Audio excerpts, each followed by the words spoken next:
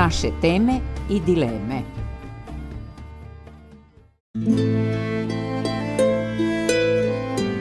Nije mudar onaj koji misli da je mudar, nego je mudar onaj koji zna da pametno pita, pažljivo sluša, mirno odgovara i da prestane kada više nema šta da kaže. Ovo je nekada, negdje neko mudar poručio. Nije nego.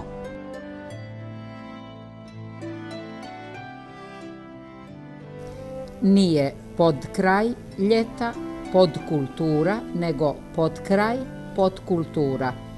Ne potrešen, treba potresen, potresti. Nije povjerioc, nego povjerilac, množina povjerioci, povjerilaca. Nepoznavaoc, treba poznavalac.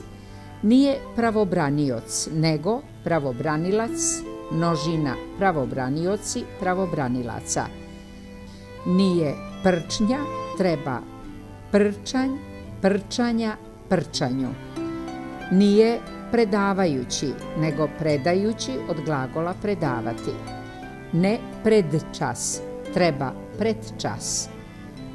Nije prethodan, nego prethodan, predhrišćanski. Predkongresni, ne, nego predkongresni, predkomora. Nije predsjednik, predskazati, predsoblje, predstava, predstavka, predstojati, nego predsjednik. Predskazati, predsoblje, predstava, predstavka, predstojati. Nije predsjedavati sastankom, sjednicom, treba predsjedavati sastanku, sjednici. Ne pregaoc, treba pregalac, množina pregaoci, pregalaca. Nije prehranbeni, nego prehrambeni. Ne prekipiti, treba prekipjeti, prekipio, prekipjela. Nije prekršioc, nego prekršilac. Ne preporučati, preporučam, treba preporučivati, preporučujem. Nije preselenje, treba preseljenje. Pogrešno prestrukturirati, umjesto prestrukturirati ili bolje prepraviti, preobličiti, preustrojiti, reorganizovati. Nije pridavajući, nego pridajući, pridavati. Ne prikliještiti, treba prikliještiti. Nije pristrasan, bolje pristrastan, pristrasna, pristrasno. Nije prosto proširena rečenica, nego prosta proširena rečenica. Nije protestvovati, protestvujem, treba protestovati, protestujem. Nije psalm, nego psalam, genitiv psalma. Nije rađe, najrađe, nego rado, radije, najradije. Ne ranglan, rukavi, treba raglan. Nije ranoranioc, nego ranoranilac, množina ranoranioci, ranoranilaca. Nije rašćenje, od rasti, nego rastenje. Nije rastrešen, nego rastresen. Nije ravnodnevnica, nego ravnodnevica. Nije razboljevati se, treba razbolijevati se. Ne rasmotriti, razmatrati, nego razmotriti, razmatrati. Nije razočarenje, treba razočaranje, od razočarati. Nije razženiti, razžariti se, razžestiti se, nego raženiti, ražariti se. Ražestiti se. Nije ren, renovka, bolje je hren, hrenovka. Nije reon, reonski, nego rejon, rejonski. Nije rentgen, aparat za snimanje, nego rentgen. Nije recital, bolje je recital. Nije reskirati, nego riskirati, riskantan, rizikovati. Ne robusan, robusni, nego robustan, robustni.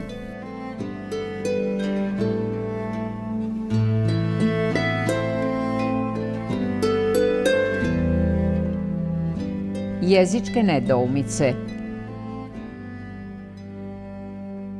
Cilj ovog tumačenja je da na što sažetiji i pregledniji način pomogne u teškoćama i dilemama koje se javljaju pri svakodnevnom izražavanju. Sastavljen je na osnovu postojeće norme i prijedloga iznijetih u stručnoj lingvističkoj literaturi. Za razliku od nekih ranijih priručnika, rječnik se ne ograničava na pravopis i izgovor, nego se bavi i pitanjima značenja, gramatike i upotrebe riječi.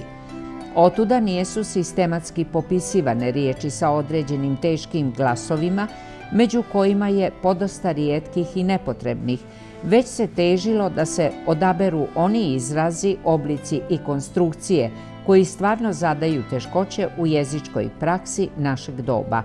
Posebna pažnja poklonjena je novim riječima i imenima koja se redovno javljaju u štampi. Imperfekt i imperfekat, oba oblika se koriste. Imun, imunitet, na nešto ili prema nečemu, ne od nečega. Indicija je znak na osnovu koga se izvodi neki zaključak, obično o krivičnom djelu. Indikacija je uputstvo, ukazivanje, a u medicini označava oboljenje ili simptom kod koga treba primijeniti određeni lijek. Indijanci. Suvišno je američki indijanci, obično u prevodima sa zapadnih jezika u kojima ista riječ znači i indijanac i indijac. Kod nas pridjev ima smisla samo ako se govori o sjevernoameričkim, srednjeameričkim, odnosno južnoameričkim indijancima. Indonezija, Indonežanin, ne Indonezijac, indonežanski bolje nego indonezijski. Informatika je nauka o korišćenju i prenošenju informacija, prvenstveno pomoću računara. Pogrešno je upotrebljavati tu riječ da označi skup informacija ili način obavještavanja javnosti. Injekcija, ćirilicom injekcija.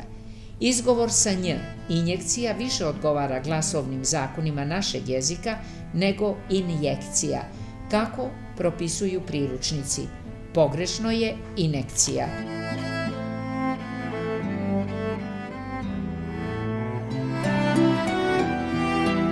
Zašto se kaže?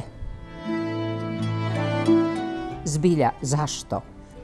Jezikom se svakodnevno služimo, govorimo ili pišemo, ali o jeziku rijetko kad i razmišljamo. Upotrebljavamo tako neke riječi i izraze i znamo dobro šta oni danas znače, a ne pada nam ni na pamet da se zapitamo zašto se baš tako kaže ili kako su te riječi i izrazi nastali. Kad recimo neko o nečemu pojma nema, kažemo da su to za njega španska sela, a pritom, eto, ni sami pojma nemamo odakle nam taj izraz. Kao i mnogi drugi slični njemu. Sve su to za nas stvarno španska sela. Pandorina kutija.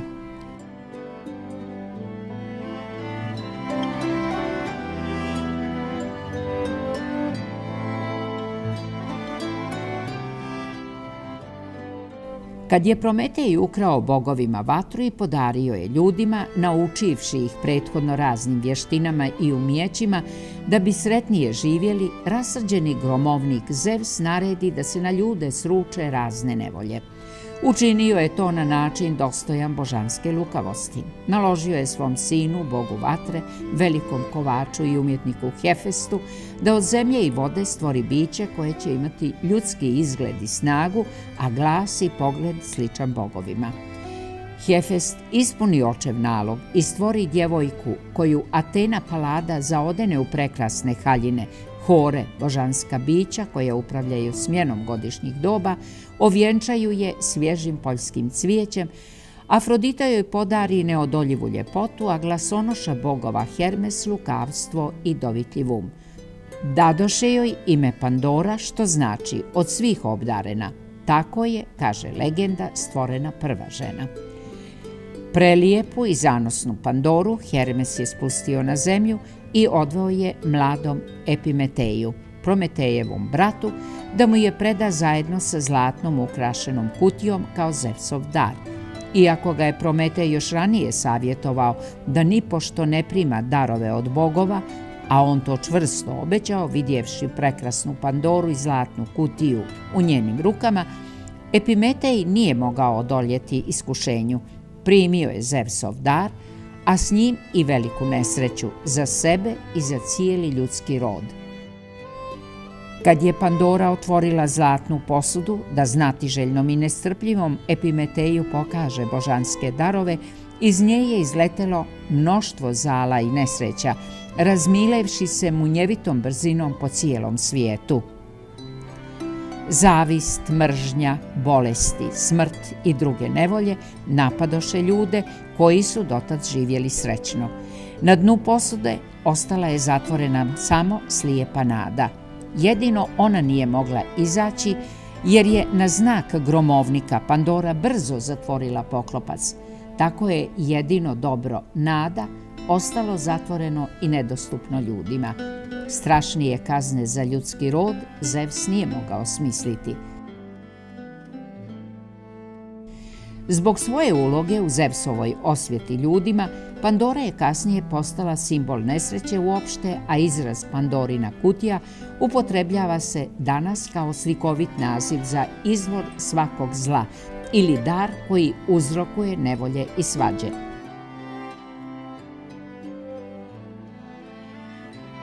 Izgleda da Zevsova strašna kazna prati i današnji svijet, pun nesloge, mržnje, zavisti, zavade, ratova, zagađenosti zemlje, vode i vazduha, novih bolesti i drugih silnih nevolja, kao da sva zla koja su izašla iz Pandorine kutije i danas caruju među ljudima.